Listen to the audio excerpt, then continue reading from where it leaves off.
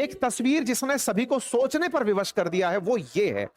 शहीद का दर्जा प्राप्त कर चुके अल खमनेई, उनकी शहादत के बाद उनके शोक में एकत्रित हुए लोगों की जो संख्या है, ऐसे समय पर जब यह पता है कि अमेरिका बड़ी मात्रा में लोगों को निशाना बना सकता है, ऐसे समय पर जब युद्ध के समय यह कहा जाता है, इंस्ट्रक्शंस दिए जाते हैं कि आप बाहर ना निकलें, एक जगह एकत्रित ना हो, यह अपने आप में विरोध का एक नजारा है। यह वो नजारा है जहां ईरान के लोगों ने बीच सड़कों पर, इमामबाड़ों के अंदर एकत्रित होकर के, मस्जिदों में एकत्रित होकर के अपना विरोध प्रदर्शन किया।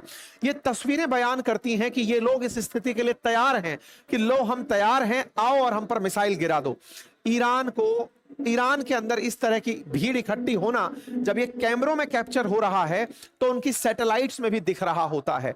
अमेरिका को अच्छे से विजिबल होगा कि ये हो क्या रहा है। उसके बावजूद भी इतनी बड़ी संख्या में ईरान में लोग सड़कों पर उतर आए हैं। ये दर्शाता है कि कहीं ना कहीं खमनेई एक विचारधारा भी बन चुके थे, कहीं ना कहीं वो इनके रिलीजियस सुप्रीम लीडर थे जिन्हें ये लोग धर्म से जोड़कर देखते थे, राष्ट्र से कहीं अधिक। ये विरोध प्रदर्शन में लोगों का इस तरह से एकत्रित होना दर्शाता है, ना केवल विरोध प्रदर्शन में बल्कि उनके लिए दुआ मांगते हुए लोगों को देखकर आप एक अंदाजा डिराइव कर सकते हैं। जैसे ही इनकी मौत होती है, इनको अमेरिका मारता है, उसके बाद में जारी होता है कि हमने अब तक इनके कई चाहने वालों को मार दिया है।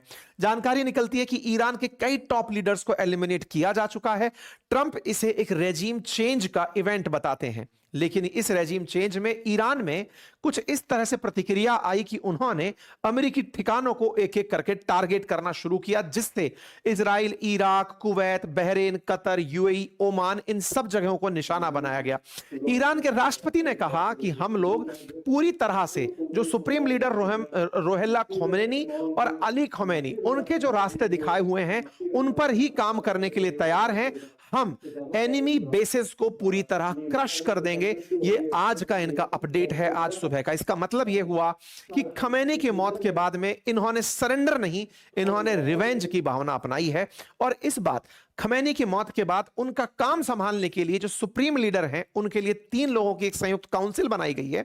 उस इंतरिम काउंसिल के अंदर खुद राष्ट्रपति हैं, राष्ट्रपति के साथ साथ जुडिशियल चीफ हुसैन मोहसिन ऐज़ी हैं, और तीसरा इनके साथ में काउंसिल मोहम्मद अली अराफी हैं। तो ये जो अली अराफी हैं, इन्हीं के बारे में मैंने आपको बताया था कि ये अंतरिम सुप्रीम लीडर बनाए गए हैं। और साथ ही साथ जो अन्य शिया लीडर्स हैं, जो रिलीजन के अंदर इनका सपोर्ट करते आ रहे थे, जो सत्ता में नहीं थे लेकिन धर्म के लीडर्स थे, उन्होंने इसके खिलाफ फतवा जारी किया है कि अमेरिका से हमें बदला लेना है। अराफी अभी ताजा लीडर नियुक्त किए गए हैं, जो अंतरिम लीडर हैं। जहां तक बात हो ईरान के विदेश मंत्री की बयानों की, उन्होंने अपनी तरफ से कहा कि हमारी जो मिनिस्ट्री, मतलब काउंसिल ऑफ एक्सपर्ट्स है, असेंबली ऑफ एक्सपर्ट्स है, वो लगातार नजर बनाए हुए हैं। हम जल्दी ही अपना मेंबर इलेक्ट करेंगे और सुप्रीम लीडर के पद तक उन्हें बिठा देंगे। इसी बीच में ईरान ने अपनी तरफ से तेल अवीव पर बहुत सारे हमले किए। खबर निकलकर आई कि गल्फ ऑफ ओमान, जो कि भारत की तरफ आने वाला जल है, उसमें ऑयल टैंकर को निशाना बनाया गया। ना केवल ओमान के वाटर में बल्कि इसके साथ साथ कुवैत भी प्रतिक्रिया में निकलकर आया। स्ट्रेट ऑफ हॉर्मुज में हमले होने शुरू हो गए हैं, तेल के ठिकानों को नुकसान पहुंचाया जा रहा है। सैकड़ों की संख्या में पानी के जहाज पानी में ही एंकर डालकर खड़े हो गए हैं, चलना लगभग बंद हो गया है। मैं आपको फिर से बता दूं साथियों, ये पर्शियन गल्फ है, स्ट्रेट ऑफ हॉर्मुज से होकर निकलती है और ओमान की खाड़ी से होते हुए अरब सागर से ये तेल को लेकर भारत पहुंचती है। साथियों, ना केवल भारत बल्कि चाइना के लिए भी तेल यहीं से होकर जाता है। अब चूंकि भारत की ऊर्जा आवश्यकता का अधिकतम हिस्सा इसी क्षेत्र से होकर आता है, ऐसे में ईरान के द्वारा इस पूरे क्षेत्र को एज एक्सपेक्टेड ब्लॉकेड में डाल दिया गया है। इस क्षेत्र के अंदर अब गोले चलाने शुरू हो गए हैं, ऑयल टैंकर्स को निशाना बनाया जाना शुरू हुआ है। अमेरिका ने रिवर्स कहा कि हमने 9 ऑयल के टैंकर डुबो दिए हैं। टेक्निकल बात यह है कि तुम डुबो रहे हो या ये डुबो रहे हैं, कोई भी जहाज लेकर नहीं निकलेगा। गलतफहमी का कोई भी शिकार होना नहीं चाहेगा कि साहब हमारा जहाज डूबे। जहाज जहां थे वही वहीं पर रुककर खड़े हो गए हैं। ऐसे में ओमान के जल के के अंदर, ओमान के पानी के अंदर जिस तरह से ऑयल टैंकर डुबोया, इस पर कतर को बड़ा दुख हुआ कि भाई तेल हमारा जा रहा था, तुम मरवा दिए। तो ऐसे में ईरान के खिलाफ अब ये सब लोग भी कहीं ना कहीं रिटेलिएटरी मोड में आ रहे हैं। स्ट्रेट ऑफ हॉर्मुज बहुत खास है और यही भारत की सबसे बड़ी चिंता है कि कहीं आने वाले समय में हमारे लिए तेल बहुत ज्यादा महंगा ना हो जाए। एक वीडियो बहुत वायरल हो रहा है जिसको मैंने अपने ट्विटर हैंडल पर डाला था। मैं आपसे फिर निवेदन करूंगा कि अगर आप अपडेटेड रहना चाहते हैं तो इसे जाकर फॉलो कर लीजिए। हम सेशन भले ही एक लेकर आते हैं बीच बीच में, लेकिन आपको अपडेट हम दिन भर यहां देते रहते हैं, जो कि एकदम वेल रिसर्च्ड कंटेंट डालने के प्रयास में शामिल है। होली के चलते कल के पूछे आपके रेस्पॉन्स के ऊपर हमने इस सेल ऑफर को होली के त्योहार तक बढ़ा दिया है। आज ही जाइए, 33% ऑफर जो ऑफ का है उसका लाभ सुनिश्चित करिए और कुछ नया सीखिए। बढ़ते हैं आगे। साथियों, यहां पर हमने एक जानकारी साझा की थी जिसमें जनरल इब्राहिम जब्बारी ने कहा था कि हमें हथियारों के भंडारों में केवल अभी आपको वो मिसाइलें दिखाई हैं जो कि केवल सुपरफिशियल थी। असली हथियारों का प्रदर्शन तो अब हम करने जा रहे हैं। इसका कयास लगाया जा रहा है कि कहीं ईरान ने न्यूक्लियर बॉम्ब तो नहीं बना लिया था, कहीं ऐसा तो नहीं कि ईरान इस तैयारी में हो कि ठीक है पहले तक चेक करेंगे कि क्या कर सकते हैं, बाद में कुछ अमेरिकी ठिकानों को निशाना बनाने के लिए कुछ गंभीर कदम तो नहीं उठा लेगा।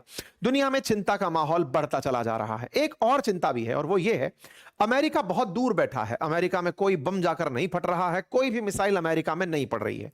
अमेरिका ये लड़ाई लड़ रहा है किसी और कॉर्नर पर आकर के। अमेरिका को कोई फर्क नहीं पड़ रहा है।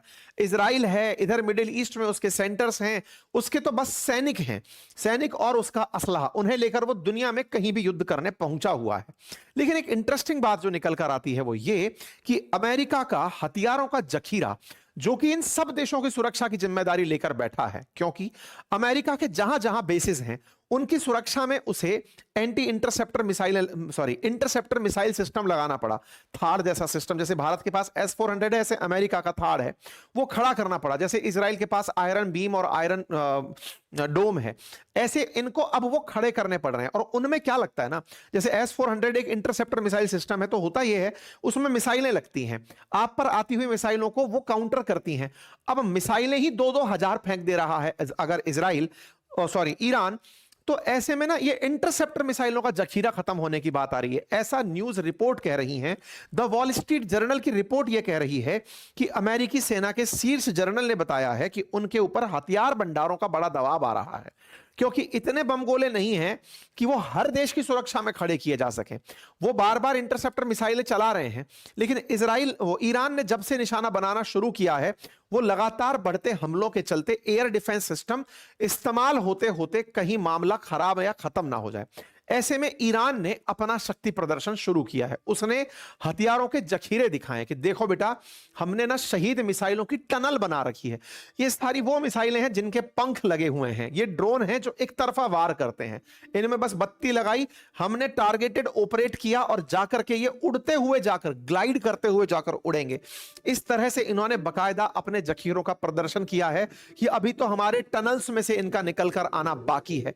कुल जमा अर्थ यह है कि ईरान के पास बहुत सारे वेपन्स हैं और उन वेपन्स को ही अब इजराइल और अमेरिका टारगेट कर रहे हैं। असल में ये टनल्स में है और इन टनल्स को बहुत जमीन की गहराइयों में रखा गया है। ऐसे में इनका निशाना बनाने के लिए B-2 बॉम्बर जैसे बम वर्षक फ्लाइट्स की, विमानों की आवश्यकता है।